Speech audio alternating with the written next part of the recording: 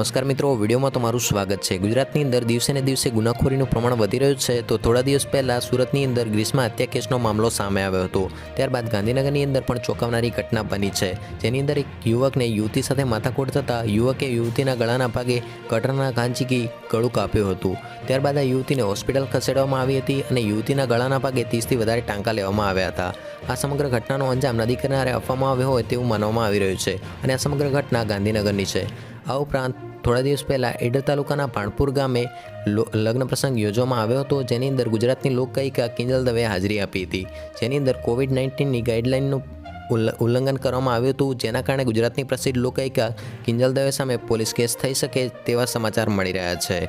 તો મિત્રો, આ તો આજનો વિડીયો ગમે તો લાઇક કરો, શેર કરો અને આપણી ચેનલને સબસ્ક્રાઈબ કરો।